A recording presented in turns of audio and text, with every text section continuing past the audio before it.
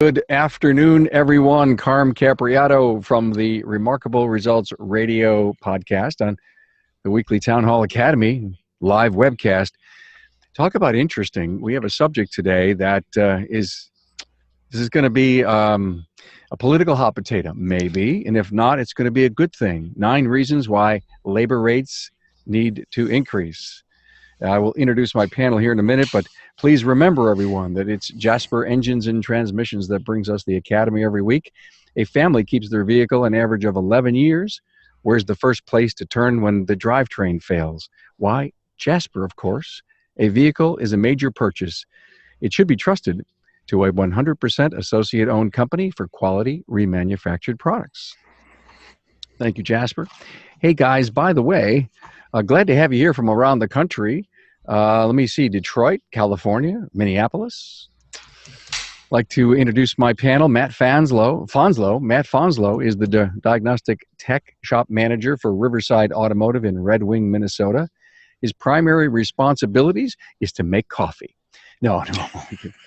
Is to diagnose the drivability and electrical issues at the shop for all the cars coming in. Basically, if it needs to be figured out or has wires, it goes to Matt. He's been a tech since 1996, and he's also a subject matter expert for ASE and a trainer. And he was in Puerto Rico this week training, and we're so glad that you were able to come back and be on with us. Matt has participated on 18 ASE technical committees for the ASE practice test, A6, A7, A8, and L1. He also does case studies for Standard Motor Products. He's no stranger to the podcast, episode 122 on ASE, and then 146, just him and I. And then we said, let's get some guys together and do some technician roundtables. So we did 206 and 230. He came back on in Academy 5 on best training events in 2017. Glad to have you here, Matt. Thank you for having me. Tom Ham, with the help of his wife, Deb. He is the creator and owner of Automotive Management Network, an 11,000-plus member website dedicated to the exchange of vehicle service management information. Tom got his start in the auto service industry pumping gas in the late 60s. God, I remember that stuff. I do. No, I'm not that old. Tom and his wife operate AutoCentric, an import specialty shop in Grand Rapids. Tom and Deb have 5 children, including 2 sons and a daughter, who served in the Iraq War as U.S. Marines. Thank them for their service, by the way. He writes extensively on industry topics. Episode 62, he and I went one-on-one, and in episode 22, hiring for Team Dynamics. And, of course, my friend Malin Newton from ESI, Educational Seminars Institute. He is a business coach and a trainer. Malin is no stranger to the power of shop management, as he speaks and trains on professional business development, Service Writers School of America, and in shop training and support. He is an approved AMI trainer. Malin is much sought out to speak all around the country at industry events. He is no stranger to the podcast, having paid it forward in episodes 108 and 140. 140 in your lifetime is an episode you can't miss to anyone out there, episode 140. And on the Town Hall Academy 14 on customer retention, and in Academy 25 disaster planning. And thank you from around the country to have you guys on with me. And wow, 9 reasons why labor rates need to increase. There's a lot of discussion out there. They do, they don't, or there's different ways to go about increasing and improving profits in the company. But Matt, having been a technician, not a shop owner, but very engaged and all-knowing and all-seeing as far as the industry, because you talk to so many people out there. What's the story, Matt? Are enough shops making enough money from your perspective? Absolutely not. We're kind of in this war, race to the bottom, if you will, trying to get as many cars through the door as we can.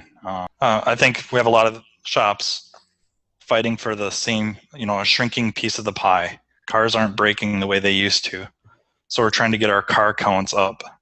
And how do they do that? By discounting and limiting their labor rates, and even some fear involved of raising their labor rates to something appropriate and profitable. So scared of losing those car counts.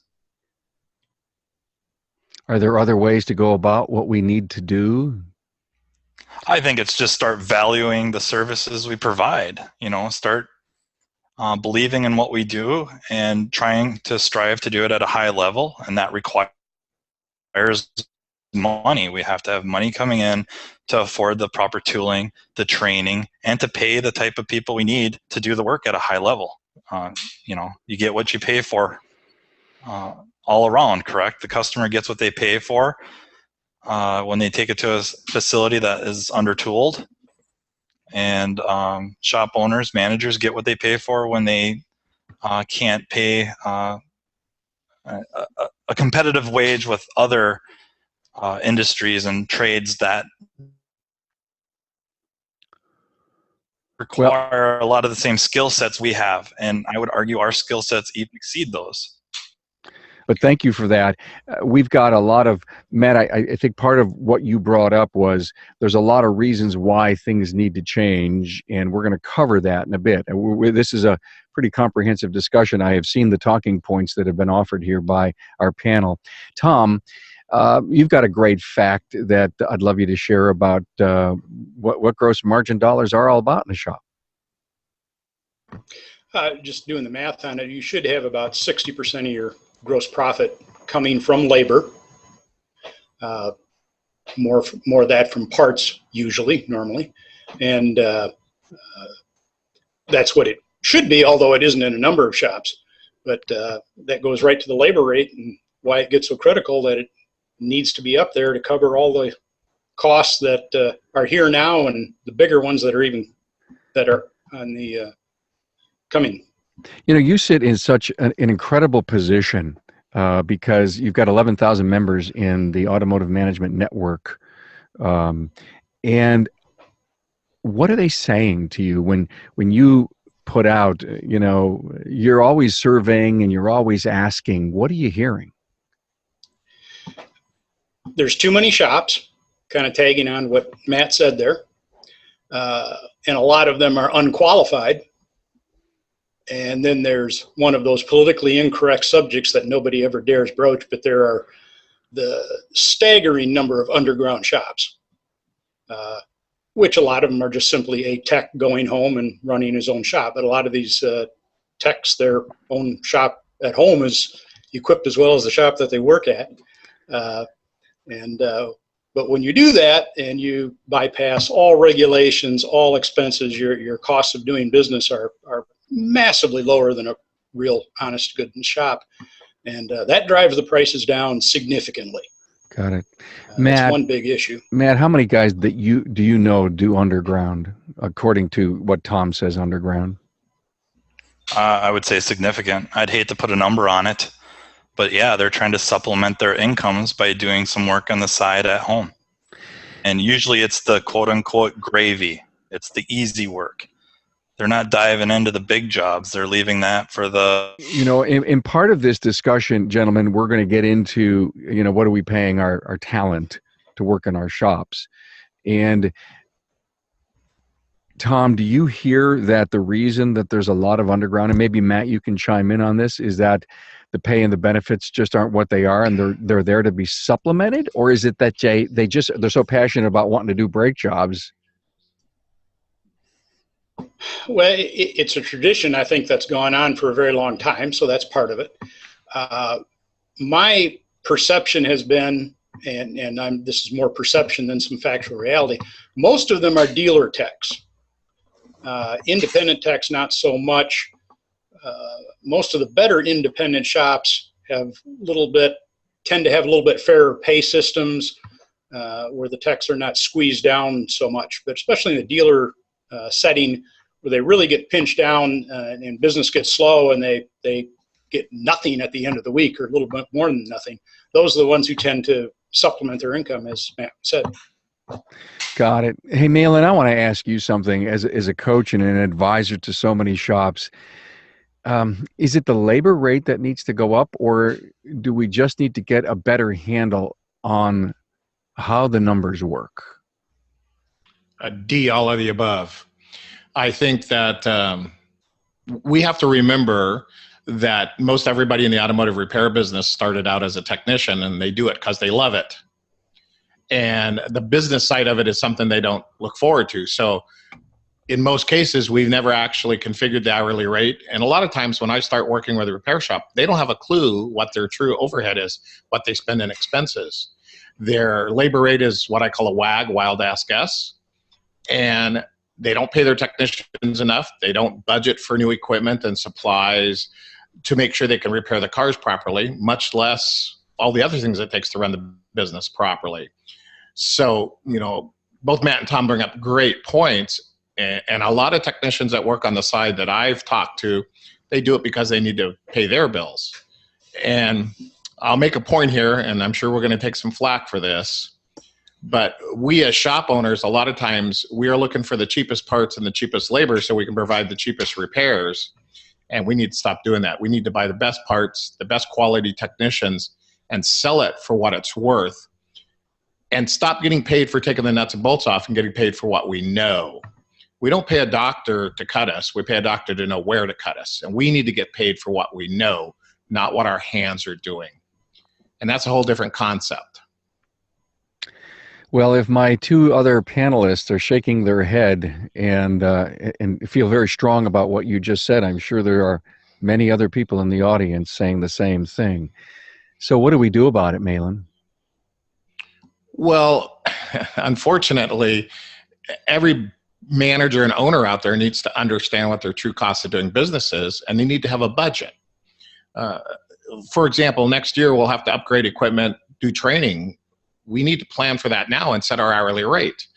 And I believe it was Matt that said that people are so afraid of raising their hourly rate that they don't do it. And my opinion is it should be raised, at least checked every quarter and raised once a year, at least the minimum cost of living increase. But and I'll ask Tom and Matt, what do you think a good budget number is for technology in 2018 to keep people fresh? Maybe not catch them up, but if you looked at what would it take next year in dollars and cents to buy the equipment? Let me stop and interject something. I was recently speaking and did an interview, and the owner said 5% is what they would spend on marketing of their sales number. It's a big number. $2 million shop, 5% of that's a lot of money. And so I love what you just said, Matt or Malin. What would be, maybe not the dollars, but the percentage of sales that you would invest? And I think Matt also brought up another good point, is that we're chasing car count. And what we need to be chasing is average hours per RO and average dollars per RO.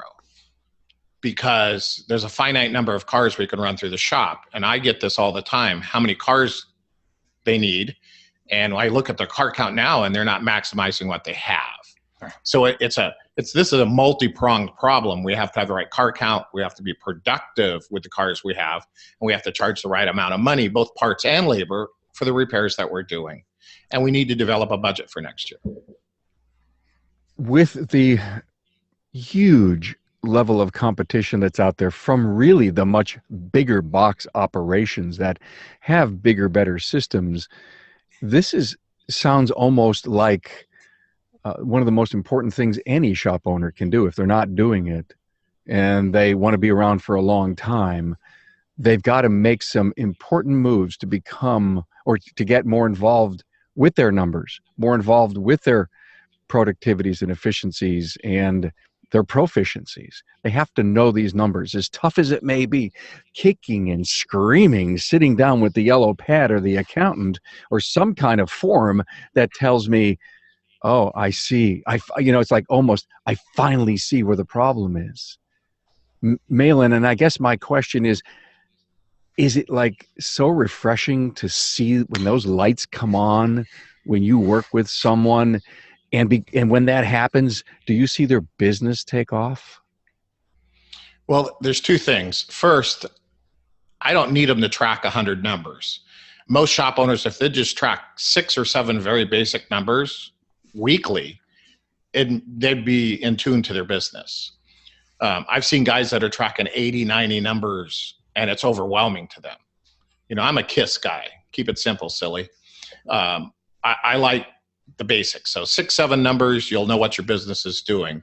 And when they get it and they realize they're not going to have to become an accountant to do it, and they start paying attention to those 6 or 7 basic numbers, then they go, hey, this number's off.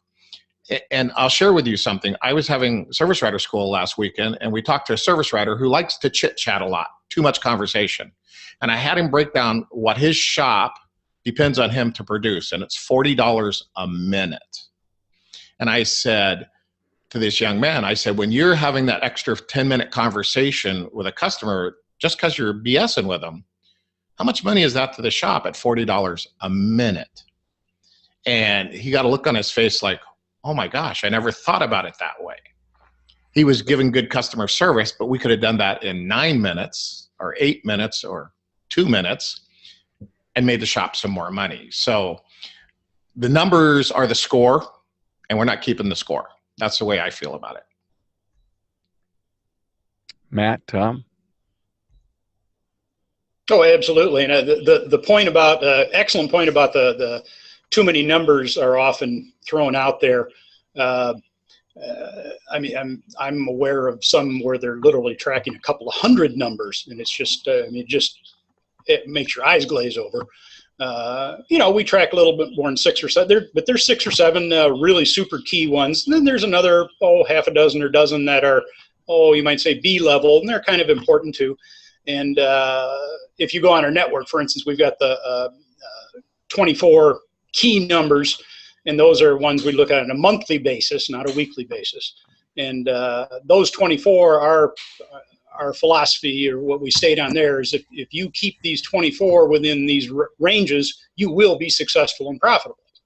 And we're pretty easy with it from the standpoint of there's no dead perfect number every time. We give ranges, and so that it's not that difficult if you get somebody to take a look at it, not overwhelm them, and show them how easy it can be to track it. And as we get better and more sophisticated with the software, which is happening every day now, then it gets easier to track the numbers. More and more of it is automated, and we can just do better and better. As we tighten stuff up with the software, you plug leaks, and it just it's getting better. This whole numbers thing is what I'm seeing. Matt, you're on all of the technician roundtables, many groups. Do you hear the frustration coming from the techs that they would wish that their owners would take a step up and manage better? Yeah, but I think that's just like a generic response, right? You want your manager to learn how to manage, and you want the shop owner to learn how to run a shop, But generic doesn't make success today by just having, I guess what I'm saying is, have you heard from anyone who says, OMG, we've had a revelation, we're on our way, we've made some major changes in the company? Matt's frozen again. It's a double, because if the shop makes more money, they make more money. And also there's newer equipment, better equipment, maybe better working conditions. If the shop makes a lot more money, the shop becomes climate controlled, etc. But they're also scared of that. Man, I'm so sorry. We keep losing you. You're coming in and out. Boy, this has happened before, and Matt, we're going to have to get you a better internet connection somehow. Hey, look at let's move on, and I'm sure Matt will come back, but. So, Tom, on your site, you've got a lot of resources for Matt. Sorry, Matt, we lost everything in the last minute and a half. So if you're back, we didn't hear you at all. Tom, because of your resources on your site. And by the way, here's my other. Many of the people that are on here watching us don't need this information, and I'm glad they're here, and I'm glad they follow the academy, and I'm glad, but. You have a friend or a peer in the industry that needs this information. Would you please share this Facebook post, or as this becomes a YouTube video and a podcast early next week, please share this. I want this not to be the lesson, not to show where the numbers fit, but I wanted to be able to move some people to stop and say, I need to get much more serious to really understand what's going on with my business. And it leads me to the point, Tom, where you've got resources on your site that can help guys. So tell me, how many of those downloads actually, how many guys are curious and they get in there and then they write you back and says, hey, thanks for the spreadsheet? Yeah, as time goes on, it's getting more and more, we're getting more positive feedback, and it's kind of interesting. We've been around since 2003, and yet in the last 10 months, our premium membership is where you get into the more in-depth stuff, has increased by 50%, which is a huge number.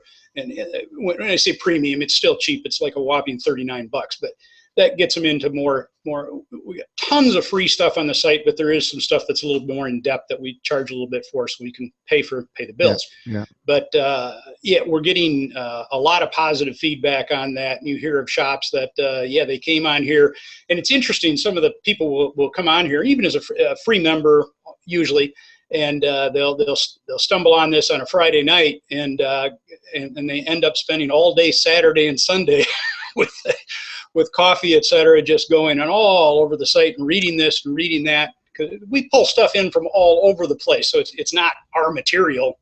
We create a little material, but we just pull stuff in from all kinds of different sources. So there's tons of stuff there. It's a great shopping mall, if you will, for great management information. So AMN is an overnight success in 14 years.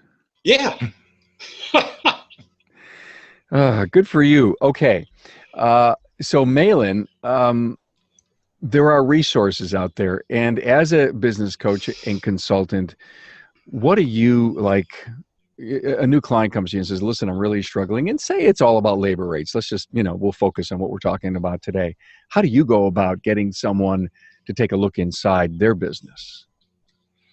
Well, the first thing we do is look at their profit and loss statement and make sure it's configured properly, because 90% of them don't give them the information they need.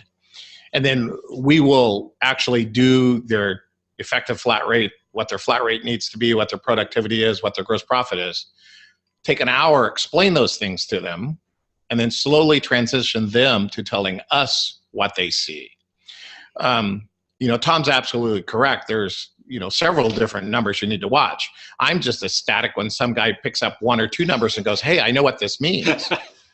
We'll work him into 20 or 30, but most of these people, we got to start with the basics, and the foundation of any business is what we call the financial structure.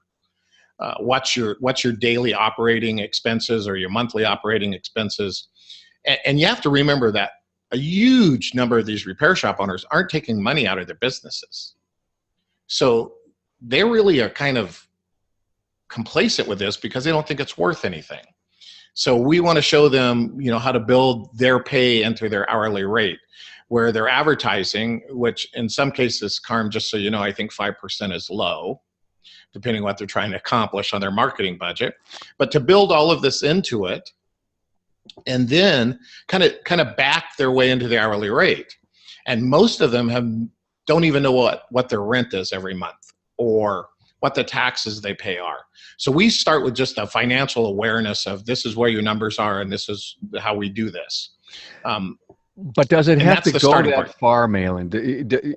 In order for someone to sit down over the weekend, Tom, and I love what you said. In fact, Tom and I were on the phone a while back, and he says, my God, the academy is so cool. People can just, pull a chair up, get their coffee out, do some paperwork, and, be looking at AMN over there and little academy over here and get a lesson. So I get that. I get that part. But does it have to be as deep? I mean, here it is. People are going to hook up to the academy right now and listen to this and say, well, maybe I can pull something off of this. Maybe I can start my business on a different track. Do they have to have this perfect P&L in order to figure a simple, is my labor rate right? Well, I'm going to go back to the computer adage, garbage in, garbage out. If they don't have solid numbers that they know are correct, the number they're going to come out with as an hourly rate is going to be incorrect, and they're back in the same boat. We can start with anything you have and work towards the correct numbers. But it boils back to this, and this is my underlying frustration with this, is that we are so concerned with fixing cars that we forgot to be business people. And fixing cars is fun for most of us. The business is not fun. And we've got to become that entrepreneurial person and pay attention to the business. And you'll find any of these successful shops, they made a transition from being a car fixer to being a business owner. They own a business that fixes cars. And then the numbers become a little easier for them. But with 4 or 5 numbers, I can probably diagnose your business pretty accurately. But if you really want to get down to nitty gritty, then we're going to need a few more numbers. Got it. Okay.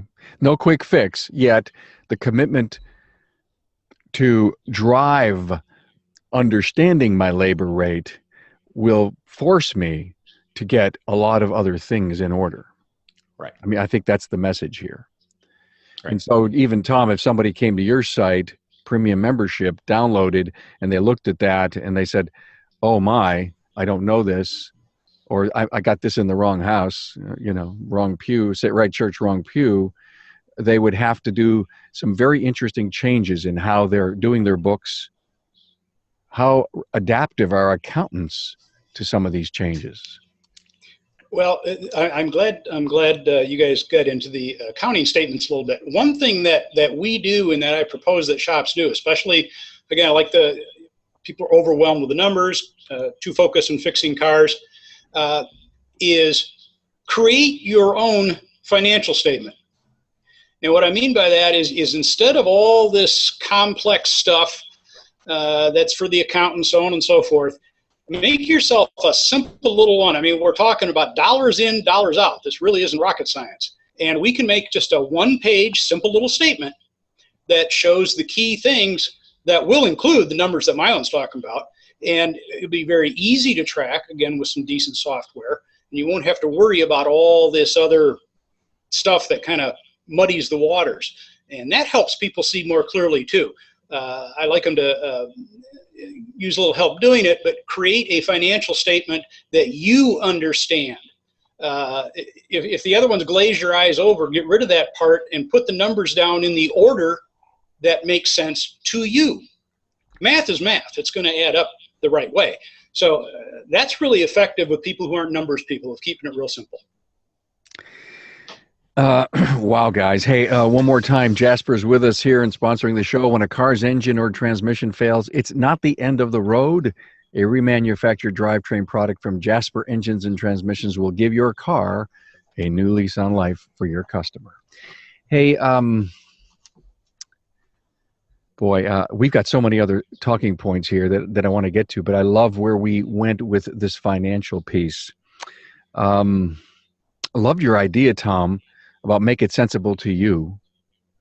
It doesn't have to be super rocket scientist. We're not launching a satellite here, right? We're just running a shop. And what I continue to think a lot about is this. We're doing a show in about 3 weeks, an academy with Bob Greenwood and Donnie Cipher on looking at the juggernaut of competition that's coming our way. Open your eyes and look. Okay? You can only imagine how interesting that may be. And the point is if we're going to continue to be extremely successful in this business, we have to become better business people. And we have to be better marketers and better at hiring superstars and having a place for them to come and work. And one of the things that is on our talking points is really why does a much more successful, profitable business, which can really be boosted by having the right labor rate, why do we need to do this? And there were so many that we all came up with as a group. And I want to start out, by the time we get to hiring top talent, I want to talk about multiple labor rates and wondering the importance of that. If it's a marketing ploy or tool, or it's, hey, we've got a higher cost to put a Matt Fanzelo in the bay to do this research. So there needs to be a diagnostic rate. Guys, can you talk to me about that? I'm a huge advocate of multiple labor rates for that very reason. When I have my most expensive technician doing the most complex jobs, using the most expensive equipment, most expensive information, why don't we charge a little more for it? If he's a cardiologist as opposed to GP, he gets paid more money. Sure. And as far as I'm concerned, Matt's a cardiologist. He's a neurologist. So not only that, but it allows us to be more competitive for the less technical things, like a standard brake job. And I hate to use that word because there's no such thing, but the less complex things that we have to do. And I advocate at least 5 labor rates, because if it's a motorhome trailer, it's a different labor rate than it's a passenger car. If it's a more than 1 ton truck, maybe a different labor rate. If it's a smog repair drivability complaint, that's what I call the A rate. To fix something that we find in that A rate inspection, testing, and diagnosis, take an intake manifold off one of these cars. That's a complex job, a lot of computer controlled stuff. That's a B rate. And then a water pump replacement might be the A rate. And it just allows you to be more competitive on that water pump replacement, but also get paid what's needed for that high-tech, complex, very expensive technician. And we've been paying this for many years. Doctors use it, lawyers use it, plumbers use it, electricians use it. We haven't. That's where we're kind of behind the curve in some of this stuff. And I'm a huge advocate of it. And of course, I also have the attitude labor rate.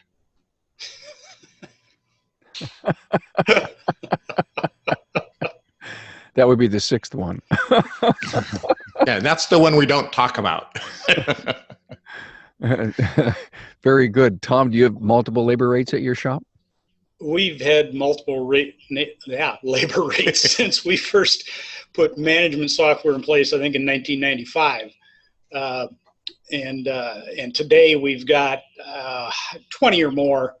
Part of the problem here, now we're kind of circling back around to this math thing, and one of the things that holds people up from doing it is the complexity of doing all the math. And this, again, back to the software, and I'm just a big software guy.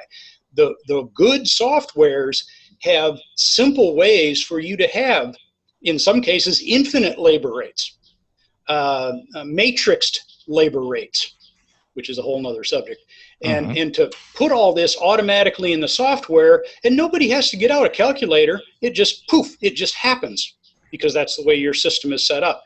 And because a lot of the softwares aren't set up that way, it's just too much hassle and to do it. And guys just do one labor rate because it's just too complicated. And that's. But I also heard, and it could have been last week's Academy, where there is so much power sitting in the SMS systems out there, and people don't know how to use it. Oh, amen. Absolutely. 10%. Most of these shops are using 10% of their computer's power. Absolutely. It's a terrible waste of a great resource, in my opinion. As a side note, how do we solve that? Stop being a car fixer and become a business owner and understand the power of the tools. It's amazing. They'll spend 50 hours learning how to use a new lab scope, and they spend 5 minutes on their computer system and think they got it. Well, you'll have a full range. It's just like anything. You'll have, I believe last time somebody said there's about 150 management softwares out there, and that's probably a low number. And you're going to find this whole range of fantastic regular webinars, training, seminars, etc. on one end of the spectrum. At the other end of the spectrum, here it is, good luck, and everything in between. And unfortunately, a lot of the software is lacking in training, and they could sell more software if they train a little bit better and promote it in that way. But that's one of the weak points in a lot of the management software. Boy, Milan knows that too, I'm sure. You just prompted me to think about, I wonder if it would be worthwhile having an academy with a bunch of talking about SMS systems, shop management systems. Matt, multiple labor rates. Is the labor rate when you touch a car higher? Absolutely. Yeah. I think it's well over $50 an hour more. Is that right? Yeah. Good. Wow, that's a we big have number. to. Malin, is that about right? From the lowest? Well, it really depends. It depends on the shop. I get it. I understand. Well, it depends on where we started at also. Right. You know, I don't think $50 is a stretch. It may not be enough for some people that have this huge investment in tools and equipment and training. I mean, think about what we spend just to train that diagnostic technician a year. We could spend $20,000 or $30,000. Or should be. Oh, shit. Yes. Good point. Good point. You know, and we need to look at that. That goes back to, I 100% agree with Tom, is we need to throw GAAP out the door. And for those who don't know what GAAP is, that's generally accepted accounting principles. We need to stop following the rules the accountant does and get a P&L or a set of numbers that makes sense to you. And for example, you know, if Matt worked for me, I'd figure I'm going to spend $20,000 next year in training Matt to keep him up on this stuff. That's going to be built into my overhead as a monthly fee that every hour of labor we sell is going to cover, providing we sell the labor. And that's the second part of this labor rate conversation. So we have to sell the hours we have available, productivity. That's why I asked the question, how much do we need to spend on equipment next year just to keep up, not get ahead, just to keep up with the technology. Okay, now let's dive in a little deeper for, you know, we've covered mechanics, but let's talk about a little bit of the why, paying top talent and being able to hire top talent. I'm starving. I need a great A-Tech. I can't afford the A-Tech. Well, obviously the answer would be yes, you can afford the A-Tech once you figure out how the business becomes more profitable. Improving working conditions. Matt, I don't know, one of you guys just said that. Improved benefits. Tom, I believe in one of your surveys, the techs are leaving because the benefit. They're finding better benefits, or they need or they want benefits, and that would be a reason that they would consider leaving. Working conditions, what people want in the environment they want to work in. And Malin, you just said it, investing in tools and equipment and training is a huge expense line on a P&L. And investing in IT and infrastructure. You know, I can't imagine having to build up a better physical plant in order to be able to do the business in the future that's going to require some facility changes, and then just plain old IT and tablets and computers and networks and saving yourself from the crazy world of the internet. I mean, all of this takes money. It is no longer just, oh, I'm a great mechanic and I can own a business. And the message has been over and over, pounding this industry to death. Take a step back and start working in your business, not on your business, not in your business. And so with all of that just said, paying top talent, benefits, working conditions, tools and equipment, please talk to me about why all of this is important and why the better profitability that could start with a smarter, better labor rate is so critical to us staying in business and competing. Well, I here's two things. We need the same talent that every other high-tech company in the world is looking for. And they're working in an air-conditioned office wearing a white lab coat. They're working 40 hours a week. They don't have a $100,000 investment in tools. How are we going to attract those people? We're looking for the same people that Google's looking for and Tesla's looking for. How do we attract them? We offer, in most cases, and I'll speak very generally here, a difficult environment to work in. We don't provide them with the tools, equipment, and education they need. And we use them and abuse them when they can go to work. You know, my son works for an airline. He's got great benefits. He doesn't make a whole lot of money per hour, but he's got great benefits. And he would be great for our industry, but to pry him away from the airline right now, I'm not going to be able to do that. He'd make a great technician, but you know, you can't beat his benefits. Because the benefits and the environment and the training, there's a lot there that isn't all about the hourly rate. Right. Absolutely. And, you know, his last paycheck, his 2-week paycheck was 190 hours. And he got time and a half, double time for part of that. I mean, they take very good care of him. Doesn't make a lot per hour, but he had a huge paycheck because of that. And he's the guys, you know, when I go to these high schools and I talk to them about career paths, and one of the questions I get asked all the time is, how much money can I make? And it's kind of like, well, it kind of depends on how hard you work. Well, not everybody tells them that. They go to work for, one of these large high-tech companies and make pretty decent money without the investment. And that's my pet peeve. We're not taking care of our employees, in my opinion, the way we should. Before I go to Tom or Matt, Dave Hobbs was on with me a few weeks ago from Delphi, trainer from Delphi, and he said that our technology is the carrot on the stick for future technicians to want to join our industry and for the current techs to want to stick around, because people that love tech want to hang out and be in our business. We just have to figure out how to keep them and hire them. May I comment about that?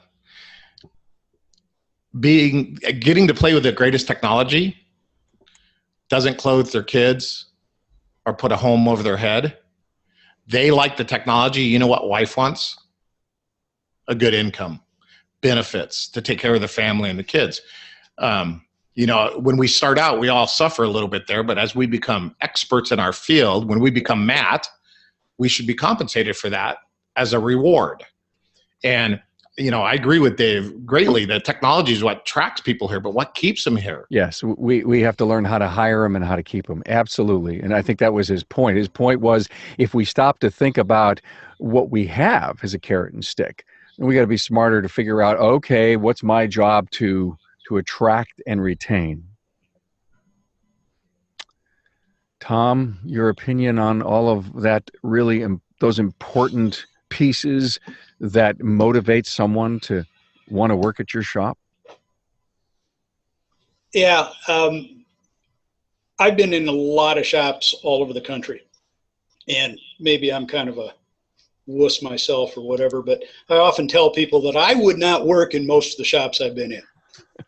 I wouldn't work there. It's cold, it's wet, it's hot, it's dirty, it's disorganized. The lunchroom is sitting in my car. The benefits, the facility. You go right on down the line. Hopefully Matt's over there going, yeah, because it's just, why would people want to come into this? There's so many holes in the job. And I think the average technician wage is $36,000 according to the feds, I believe. Yep. Which is, you can get that probably a greeter at Walmart. That's not, work a few extra hours. We're not talking about a lot of money here. And the people that we need, and throwing out numbers is always dangerous, but depending on the skill level, the people that we need, depending on where you are and what they're doing, are probably going to need 30 to 50 an hour. Now, if we can, to be profitable, if we got to keep about 70% of the labor for all the expenses the shop has, we can pay a tech about 30%. Again, I'm throwing out a number, I'll get in trouble, but you can go up or down on that a bit. You can just do the math backwards and figure out what your labor rate's supposed to be. And it's not $89 an hour. It doesn't work. So it's simple math, just working into it. What do you got to have for the top people in order to pay them, and the equipment to keep renewing that, the training, and all the improvements that need to be done to facilities to bring them up to a decent level. Thanks for that, Tom. Matt, I know every once in a while you've been cutting in and out, but love to hear you and your opinion on keeping great techs. He is frozen. Look at that. Oh, what a shame. What a shame we can't get Matt to chime in. Oh, what? Go ahead, Matt. Am I frozen? Yeah. Well, it's not even necessarily the creme de la creme, even keeping decent techs and attracting decent techs is it's a terrible, we're having a terrible time of it, because they have critical thinking. And if they have critical thinking, it's very easy for them to look online and see where compensation packages are. And they can easily see, why would I want to do this for a living? I can do this. I like cars. I'll work on cars on the weekend, and I'll get a job that pays me enough to do that for fun.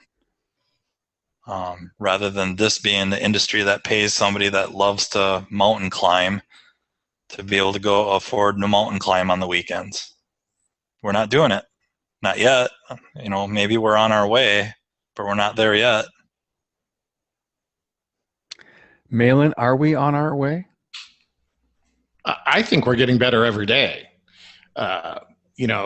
People are reaching out, asking for help. They're paying attention. They're visiting Tom's site. They're exploring these things. But it goes back to what we talked about one time before, Carm. Knowledge is not power. It's the implementation of knowledge. And where we break down is we learn these things, and then we don't do anything about it. One of the funniest things that happens is every time we do the calculations, and I tell somebody, well, you need to raise your hourly rate $2 an hour, and they go, I can't. I'll lose all my customers. And typically, this is the way I look at this. I'll voice my opinion. Tom threw numbers out. I'll voice my opinion. So they'll be mad at both of us. Is the people that are watching this town hall, the people that belong to Tom's site, they're the top probably 10 to 15% of the repair shops anyway. And by being the top 10, 15%, they're going to be the most expensive in their area. They may not be the most expensive, but they're going to be in the top 10 or 15%. And they're busy. They have work. Maybe not enough work, but they have work. So if price was the reason people bought auto repair, they should be out of business. Every one of my clients should be out of business because they are typically the highest priced in the area. Matt should be unemployed. But they're not, because there's a huge group of people that want service. They want their car repaired. They want to be treated properly. And that's all encompassed in what we charge. Great customer service, the special things, washing their car, delivering their car, all of those things. It's not just about equipment and parts and fixing. It's the whole package of what we deliver. And I constantly ask people, do you want to be Nordstrom's? Do you want to be Kmart? And you got to make a choice. And if you're going to be Nordstrom's, you got to give Nordstrom's level of service. That costs money. You got to fix cars right. You need the mats. And I agree with you 100%, Matt. We have a hard time keeping what I call really good nut and bolters. The guy that can do a water pump and do a set of brakes and get it done in a timely manner. And that's where we need to really work. That's our industry focus. And Carm, I said it before, a lot of people, they may not need to change their hourly rate. What they need to work on is their productivity, and is that hourly rate covering all of their expenses? And that's my biggest thing is that hourly rate needs to pay for everything that business has to have. Owner, service writer, advertising, shuttle, technicians, parts, everything in the grand scheme of things. Hopefully I don't freeze, but to build on what he's saying, we devalue ourselves all the time, exactly the way Maitland's talking about. If we see a problem in it, we really struggle to find it. Let's say we invest 3 hours. We may feel like we should have figured it out sooner, so we only charge a couple hours. But then we start seeing it more often. Now I can figure it out in 1 hour. I'm charging the customer an hour. Right. Or maybe I get to the point where I just know what it is and, oh, you're a good customer, don't worry about it. Just, pay us to fix it. And we don't charge anything for the diagnosis. I go to the doctor often. I kind of know what's wrong, but I still pay for the diagnosis. We got to. But that's a smart shop owner who knows how to do that. It should know how to do that and understand the value of that. That adage about the carpenter and the nail. Yeah, you're right, and it goes back to undervalue. Once we figure we are smart and really good, we'll do things that will hurt the business ultimately. Right. Charge for what you know, or charge for what your techs know. Don't undervalue. Yes. I love it. Great point. Hey, look at everyone. Again, I have to thank Jasper for sponsoring the show. Jasper has over 2,000 associates, 3 manufacturing facilities, 2 distribution centers, and 45 branch offices across the country. They're all working to produce, transport, and deliver the perfect product, and that's what they do best. They keep customers happy. Hey, I think this could go on for another hour because I really think we got into it. I think in aggregate, when you look back at this episode, when you hear it and you rewatch it, it's full of great things. And you said it, Malin, knowledge is power, but you've got to be able to implement. And you've said that to me a bunch of times as we've gotten to know each other over the last couple of years. And I have this great quote on my website: "Listen to learn just one thing." And I need to change that because of you. I should listen to learn just one thing and implement it. And implement it. And I know there's going to be some great ideas. Maybe not necessarily 9 or 10 great takeaways from this, but there's probably 20. And hopefully our discussion today has motivated. We didn't fix anyone's problem, but hopefully we made them realize a lot of things about how important the labor rate is in the business. Matt, I'm sorry you froze a couple of times. You had some great things to say, but I hope, Matt, that when you're on stage with me at Apex, you don't freeze. Matt is going to join me at a Town Hall Academy on November 2nd at Apex, and it's on emergent technologies, what the aftermarket needs to do to prepare. And we're going to have a shop owner, an industry trainer, and a technician, and that technician happens to be Matt Fonslow. So Matt, you can't freeze when you're with me for that. So let's go around the room. Give me a 1-minute summary as to what we can leave our audience with. Matt, I'll start with you because you're not frozen. Yet. I'll freeze in Apex because you're hitting the mute button. I just think it's, it's the same thing everybody's been saying for years, right? You learn how to fix cars. You go to training to fix cars, training to learn about new technologies.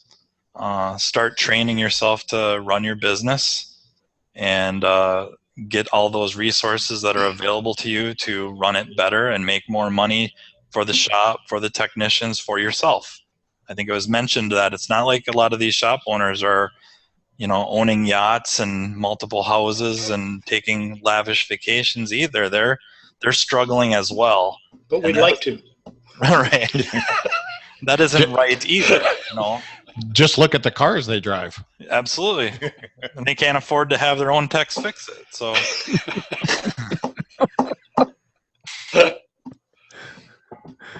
Thank you, Mr. Fonslow. Tom. Yes, sir. I've mentioned two things real quick that we've touched on here. I want to give you.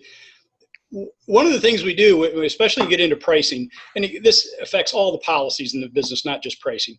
Shop owners tend to set their policies and their pricing by the lowest, worst 5 or 10% of their customer base. Those are the people who dictate the rules and the prices for the other 95%, and you end up putting onerous rules on people who, shouldn't be there. Shouldn't have to deal with it. And they'd be happy to pay a few dollars more, but you're catering to this low end. That's one thing. And then the other thing, we were talking about the statement. One of our members a while back, a number of years ago, earlier in the site, gave me the ultimate simple financial statement for a automotive repair shop, and it was called 25, 25, 25, 25. And he said somebody had taught him this, and they look at an auto repair dollar that comes in. You got 25 cents for parts, 25 cents for expenses, 25 cents for payroll, and 25 cents for you. And that was how he did his numbers, and he got his 25 cents. Now, you can vary each one of them up and down a little bit. I think the parts one will actually be a little lower, the payroll one a little bit higher. But the numbers do work if you apply those numbers. Those before numbers you could use to run your shop, and you do okay. I love the concept, guys, because, percents. Oh, God, percents are tough. You just made it into cents. Made sense of it. Oh, very good. Oh, here we go. He's unfrozen when he's a comedian. Yeah. Right. The only stuff worth listening to. All right, Malin, I'll give you the last word. Do we have an hour? No. Well, first of all, everybody brought up great points. And, the takeaway from this is people don't come to us because of price. They come to us because of what we do. And we need to value ourselves. That's a great word. And we need to understand that most of us, I mean, if we look at Matt and Tom, you guys don't buy the cheap tools, do you? You don't buy the cheap equipment. You buy quality stuff. And typically, it's not so much the manufacturer, it's the salesperson who sells it to you. You know, I did a stint as a Snap-on tool salesman. And people bought from me, not because of Snap-on, because I was personable. I called on them. If they needed something, I'd take care of them. Sounds much like our repair shops, right? And we need to stop thinking about we're fixing cars. We're fixing people. We're taking care of people. We're providing freedom. And people will pay for that. I don't stay at the cheapest hotels. I don't fly the cheapest airline. I fly the convenient, happy airline and the hotel that gives me a good level of service. And we got to stop thinking they're buying car repair from us. They're buying the concept of freedom. You know, as you know, Carm, I'm walking everywhere, you know? And trust me, I'd really like to have a car now. And I don't want it to break down ever again because I want to be able to drive it. And our customers are no different. If I took your car away from you, Carm, how are you going to get around? Awfully tough. Right. So you'll pay a little more to know that you have peace of mind, security, you know, safe, dependable, reliable transportation. And for us to provide that, we have to have, you know, 100,000 Matts, and we have to have, you know, 100,000 Toms as owners of our businesses. And we just need to get at this. We got to stop thinking about what we do and think about what we provide. You know, it's a different world out there now. Thank you, man. Hey, do me a favor. Anyone who's watching or listening, please share this with a friend, a peer, a colleague. Share it with a network group. Share it with a friend down the street who's a competitor of yours. Let's, you know, I think the people that need to hear this aren't going to unless we make that happen. You know, Hey, go ahead. Hey, Carm. Yeah. One of the things, you know, I like to offer your listeners a little bonus. So here's the bonus for this. All right. Bonus time. I will give to you a 1-page fill-in sheet. And if they'll fill that out and send it back to me, I'll actually calculate what their hourly rate needs to be based on the information they've given me.